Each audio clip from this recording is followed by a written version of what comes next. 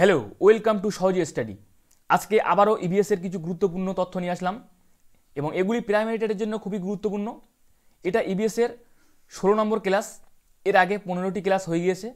সেই ক্লাসগুলি যারা দেখোনি তারা আমাদের চ্যানেলে প্লেলিস্ট করা আছে, তারা অবশ্যই তোমরা ক্লাসগুলি দেখে নিও এবং এই ক্লাসটা তোমরা কন্টিনিউ দেখতে থাকো।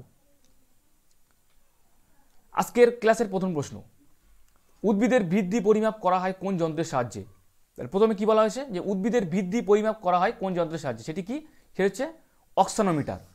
অক্সানোমিটারের সাহায্যে উদ্ভিদের বৃদ্ধি পরিমাপ করা হয়। ভর পরিমাপ করা হয় কোন যন্ত্রের সাহায্যে? তাহলে ভর পরিমাপ করা হয় তাহলে কোন যন্ত্রের সাহায্যে? সাধারণ তুলা যন্ত্রের সাহায্যে ভর পরিমাপ করা হয়। তাহলে ভর পরিমাপ তাহলে কোন যন্ত্রের সাহায্যে করা হয়? সাধারণ তুলা যন্ত্রের সাহায্যে ভর পরিমাপ করা হয়। সাধারণ উচ্চতা মাপা হয় কার সাহায্যে? সেন্টিমিটার স্কেলে। সেন্টিমিটার স্কেলে সাধারণত উচ্চতা মাপা হয়ে থাকে। তাই তোমরা দেখলে প্রথমেই যে উদ্ভিদের বৃদ্ধি পরিমাপ করা হয় কোন যন্ত্রের সাহায্যে, সেটি হচ্ছে অক্সানোমিটার। অক্সানোমিটারের সাহায্যে উদ্ভিদের বৃদ্ধি পরিমাপ করা হয় এবং ভর পরিমাপ করা হয়। সাধারণ তুলা যন্ত্রের সাহায্যে, তুলা যন্ত্রের সাহায্যে হচ্ছে ভর পরিমাপ করা হয় এবং সাধারণত উচ্চতা মাপা হয় হচ্ছে সেন্টিমিটার স্কেলে। সেন্টিমিটার স্কেলের সাহায্যে আমরা সাধারণত উচ্চতা মেপে থাকি। এবং নেক্সট, এসআই পদ্ধতিতে বলের একক কি? এসআই পদ্ধতিতে বলের একক হচ্ছে কি? নিউটন। নিউটন হচ্ছে এসআই পদ্ধতি থেকে বলের একক হচ্ছে নিউটন। সিজিএস পদ্ধতিতে বলের একক কি? সিজিএস পদ্ধতিতে বলের একক হচ্ছে ডাইন। তাহলে সিজিএস পদ্ধতিতে বলের একক তাহলে কি? সিজিএস পদ্ধতিতে বলের একক হচ্ছে ডাইন। অভিকর্ষ বলের অপর নাম কি? তাহলে প্রশ্নটি কি বলেছে? অভিকর্ষ বলের অপর নাম কি? অভিকর্ষ বলের অপর নাম হচ্ছে ওজন। তাহলে অভিকর্ষ বলের অপর নাম কি? অভিকর্ষ বলের অপর নাম হচ্ছে ওজন। একটি স্পর্শহীন বলের নাম কি? একটি স্পর্শহীন বলের নাম হচ্ছে অভিকর্ষ বল। তাহলে অভিকর্ষ বল কি? স্পর্শহীন বল। স্পর্শহীন বল হচ্ছে অভিকর্ষ বল। কয়লা ও পেট্রোলিয়ামে জড়ো হওয়া শক্তির উৎস হলো কি? বলছে কয়লা ও পেট্রোলিয়ামে জড়ো হওয়া শক্তির উৎস সেটি হচ্ছে কি? সেটি হচ্ছে সূর্য। সূর্য হচ্ছে কয়লা ও পেট্রোলিয়ামে জড়ো হওয়া শক্তির উৎস। তাহলে এসআই পদ্ধতিতে বলের একক হচ্ছে কি? নিউটন। সিজিএস পদ্ধতিতে বলের একক হচ্ছে ডাইন। অভিকর্ষ বলের অপর নাম হচ্ছে ওজন। একটি স্পর্শহীন বলের নাম হচ্ছে অভিকর্ষ বল ও কয়লা ও পেট্রোলিয়ামে জড়ো হওয়া শক্তির উৎস হলো সূর্য। টারবাইনের বাইরে চাকা যখন খুব জোরে ঘোরে তখন যান্ত্রিক শক্তি থেকে বিদ্যুৎ শক্তিতে রূপান্তরিত হয়। তাহলে প্রশ্নে যদি আসে টারবাইনের চাকা যখন খুব জোরে ঘোরে তখন কোন শক্তি থেকে কোন শক্তিতে রূপ হয়? সেটা হচ্ছে যান্ত্রিক শক্তি থেকে বিদ্যুৎ শক্তিতে রূপান্তরিত হয়। স্থায়ী পদ্ধতিতে চাপের একক কি? স্থায়ী পদ্ধতিতে চাপের একক হলো পাস্কাল। 1 কিলো পাস্কাল সমান কত? তাহলে 1 কিলো পাস্কাল সমান হচ্ছে 1000 পাস্কাল। তাহলে 1 কিলো পাস্কাল সমান কত? 1000। বায়ুর চাপ মাপা হয় সেই যন্ত্রটির নাম কি? সেই যন্ত্রটির নাম হচ্ছে ব্যারোমিটার। তাহলে বায়ুর চাপ মাপা হয় যন্ত্রটির নাম হচ্ছে ব্যারোমিটার। ব্যারোমিটার দিয়ে বায়ুর চাপ মাপা হয়। রক্তে ছোট ছোট কণা থাকে তার নাম কি? বলছে রক্তে ছোট ছোট কণা থাকে তার নাম কি? তার নাম হচ্ছে অনুচক্রিকা। তাহলে অনুচক্রিকা কি? যে রক্তের ছেড়ে ছোট ছোট কণা তার নাম হচ্ছে অনুচক্রিকা। তাহলে টারবাইনের চাকা যখন খুব জোরে ঘুরতে থাকে তখন যান্ত্রিক শক্তি থেকে বিদ্যুৎ শক্তিতে রূপান্তরিত হয়। এসআই পদ্ধতিতে চাপের একক কি? এসআই পদ্ধতিতে চাপের একক হচ্ছে পাস্কাল এবং 1 কিলো পাস্কাল সমান হচ্ছে 1000 পাস্কাল। বায়ুর চাপ মাপার যন্ত্রটির নাম হচ্ছে ব্যারোমিটার এবং রক্তে ছোট ছোট কণা থাকে তার নাম হচ্ছে কি? তাহলে তার নাম হচ্ছে অনুচক্রিকা। রোগ জীবাণু ধ্বংস করে কোন রক্তের উপাদান? প্রশ্নে কি বলেছে? রোগ জীবাণু ধ্বংস করে রক্তের কোন উপাদান? শ্বেত রক্তকণিকা। শ্বেত রক্তকণিকা রোগ জীবাণু ধ্বংস করে। রোগ জীবাণু ধ্বংস করে তাহলে রক্তের কোন উপাদান? সেটি হচ্ছে কি? সেটি হচ্ছে রক্তের শ্বেত রক্তকণিকা। পাকস্থলীতে কোন অ্যাসিড খাদ্যের মধ্যে ব্যাকটেরিয়াকে মেরে ফেলে? বলছে পাকস্থলীতে কোন অ্যাসিড খাদ্যের মধ্যে ব্যাকটেরিয়াকে ভেঙে ফেলে? সেটি কি? সেটি হচ্ছে হাইড্রোক্লোরিক অ্যাসিড। এটি পাকস্থলীতে তাহলে হাইড্রোক্লোরিক অ্যাসিড খাদ্যের মধ্যে ব্যাকটেরিয়াকে মেরে ফেলে, এবং এগুলি পিরামিডের জন্য খুবই গুরুত্বপূর্ণ, এক্সামে আসার মতো প্রশ্ন। লালারসে ব্যাকটেরিয়া ধ্বংসকারী উৎসেচকের নাম কি? বলছে লালারসে ব্যাকটেরিয়া ধ্বংসকারী উৎসেচকের নাম কি? সেটি কি? সেটি হচ্ছে লাইসোজোম। তাহলে সেটির নাম কি? সেটির নাম হচ্ছে লাইসোজোম। তাহলে লালারসে ব্যাকটেরিয়া ধ্বংসকারী উৎসেচকের নাম কি? সেটি হচ্ছে লাইসোজোম। সুস্থ সতেজ ফুসফুসের রং কেমন? কালচে গোলাপি। তাহলে সুস্থ সতেজ ফুসফুসের রং তাহলে কেমন? কালচে গোলাপি। তাহলে রোগ জীবাণু ধ্বংস করে রক্তের উপাদান কোন উপাদান? সেটা হচ্ছে শ্বেত রক্তকণিকা। পাকস্থলীতে কোন অ্যাসিড খাদ্যের মধ্যে ব্যাকটেরিয়াকে মেরে ফেলে? যে হাইড্রোক্লোরিক অ্যাসিড। লালারসে ব্যাকটেরিয়া ধ্বংসকারী উৎসেচকটির নাম কি? লাইসোজোম। এবং সুস্থ সতেজ ফুসফুসের রং কেমন? সেটি হচ্ছে কালচে গোলাপি।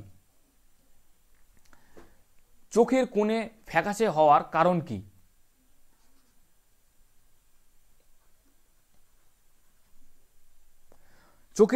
চোখের কোণে তাহলে ফ্যাকাশে হওয়ার কারণ কি? ভিটামিন বি ও প্রোটিনের অভাব। তাহলে কিসের অভাব? ভিটামিন বি ও প্রোটিনের অভাবের জন্য চোখের কোণে ফ্যাকাশে হয়ে যায়। তাহলে চোখের কোণে ফ্যাকাশে হওয়ার তাহলে কারণ কি? তাহলে ভিটামিন বি ও প্রোটিনের অভাব, এগুলির কারণে চোখের কোণে ফ্যাকাশে হয়ে যায়। মাড়ি ফোলা ও রক্ত বাড়া তাহলে কিসে কোন ভিটামিনের অভাব? সে হচ্ছে ভিটামিন সি এর অভাব। তাহলে ভিটামিন সি এর অভাবে তাহলে কি হয়? মাড়ি ফোলা, রক্ত পড়া এবং ভিটামিন সি আরেকটা স্কারভি হয়ে থাকে, এটা মনে রাখবে। তাহলে মাড়ি ফোলা, রক্ত পড়া সেটি ভিটামিন সি এর অভাবে হয়ে থাকে। মস জাতীয় উদ্ভিদের অপর নাম কি? তাহলে এখানে প্রশ্নে কি বলেছে?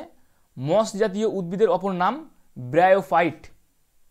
তাহলে মস জাতীয় উদ্ভিদের অপর নাম কি? তাহলে ব্রায়োফাইট, যেটি মস জাতীয় উদ্ভিদের অপর নাম। ফার্ন জাতীয় গাছের বলে কি? তাহলে সেটি হচ্ছে টেরিডোফাইটা। ফার্ন জাতীয় গাছের কি বলে? টেরিডোফাইটা। শ্যাওলা গোষ্ঠীর উদ্ভিদের বলে হচ্ছে থ্যালোফাইটা। তাহলে তোমরা দেখলে মস জাতীয় উদ্ভিদের অপর নাম হচ্ছে ব্রায়োফাইটা, ফার্ন জাতীয় গাছেদের বলে হচ্ছে টেরিডোফাইটা, এবং শ্যাওলা গোষ্ঠীর উদ্ভিদের বলে হচ্ছে থ্যালোফাইটা। একাইনোডার্মাটা শ্রেণীর প্রাণীর উদাহরণ কি কি? একাইনোডার্মাটা শ্রেণীর প্রাণীর উদাহরণ কি কি? তারা মাছ ও সিয়ারচিন। তাহলে সেগুলি কি কি? তারা মাছ ও সিয়ারচিন। তাহলে একাইনোডার্মাটা শ্রেণীর প্রাণীর উদাহরণ নাম কি? তারা মাছ ও সিয়ারচিন। আচ্ছা, সিয়ারচিন বলতে কি? এখানে সামুদ্রিক আর্চিন। সিয়ারচিন বলতে সামুদ্রিক আর্চিন।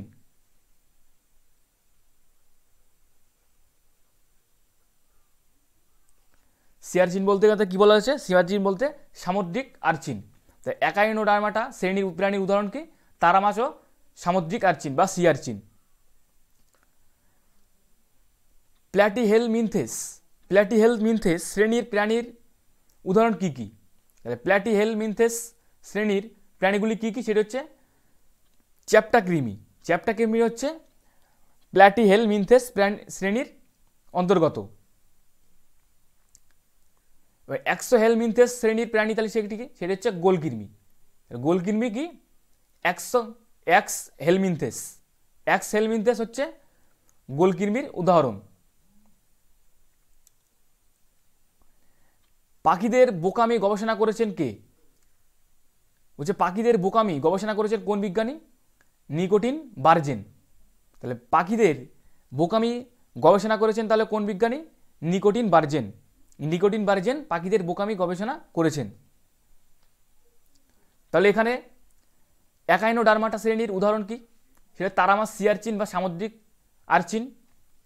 প্ল্যাটিহেলমিনথেস শ্রেণীর উদাহরণ কি? সেটা চ্যাপ্টাকৃমি। এক্সহেলমিনথেস শ্রেণীর সেটি হচ্ছে গোলকৃমি। গোলকৃমি হচ্ছে এক্সহেলমিনথেস শ্রেণীর উদাহরণ।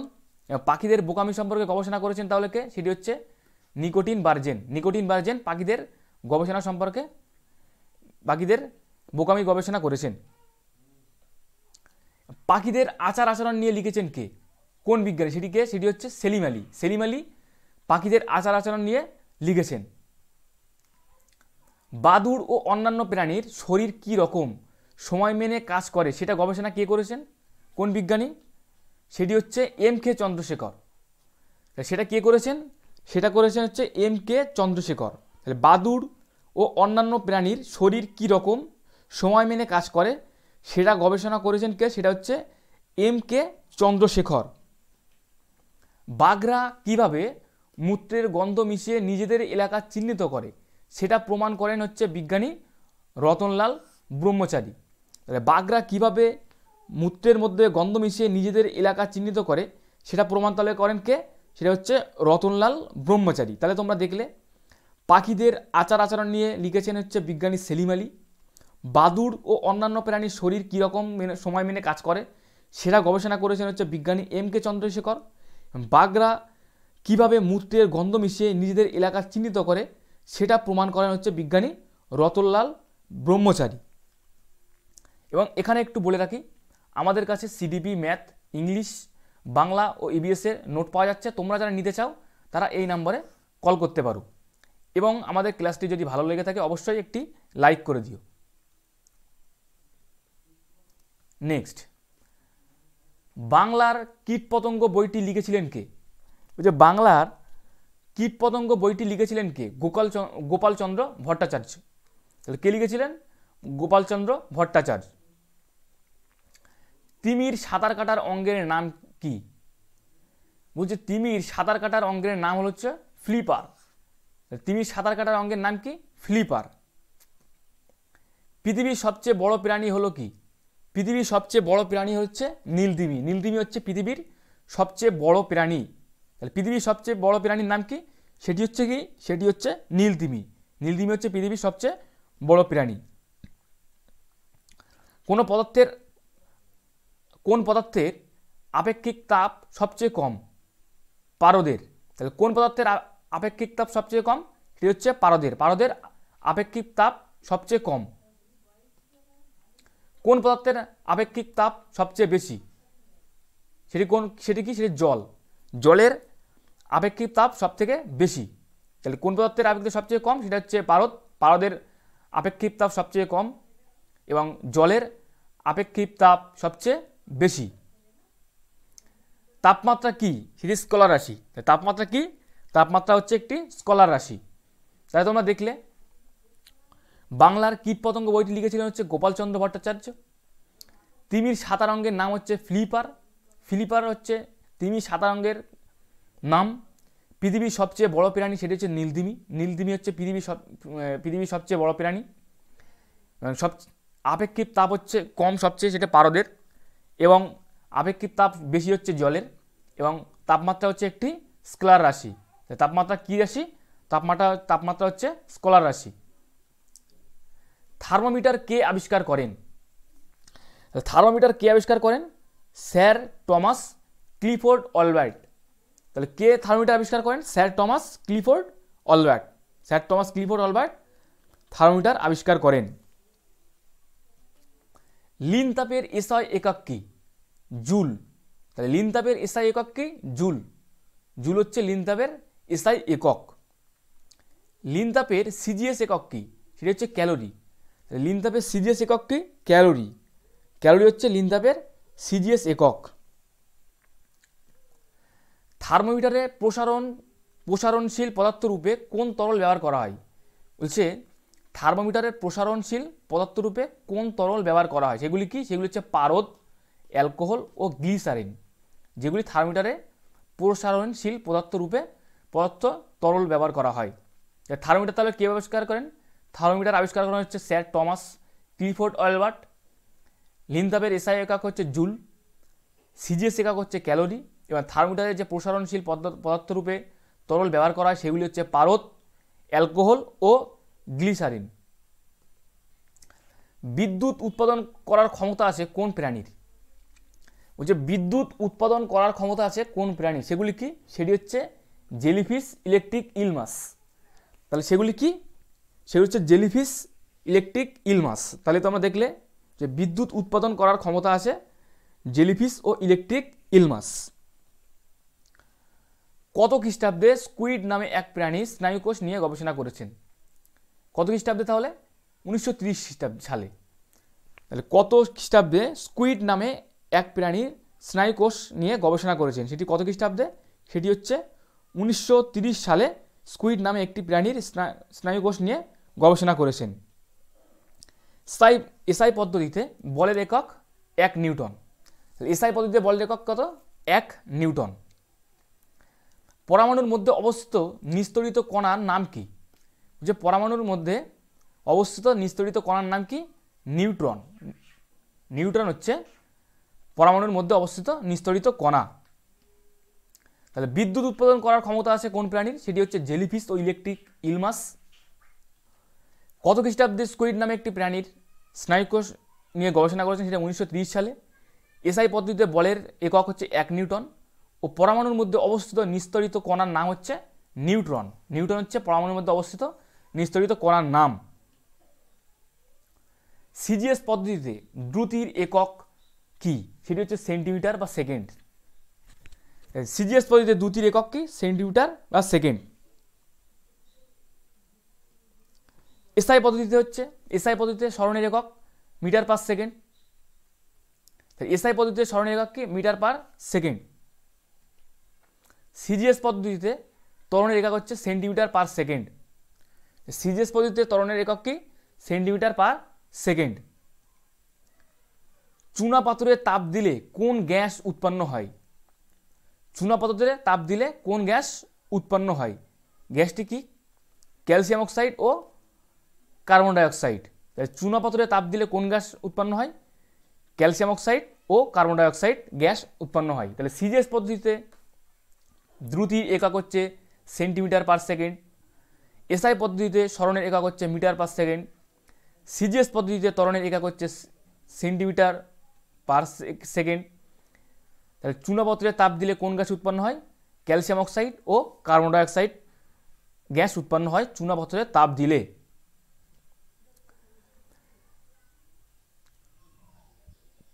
এবং নিষ্ক্রিয় মৌলের যোজ্যতা হলো 0।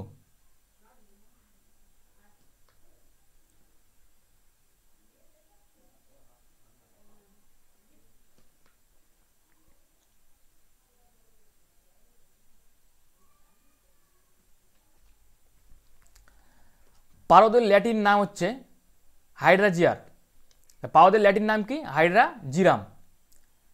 তাহলে হাইড্রাজিরাম পারদের ল্যাটিন নাম।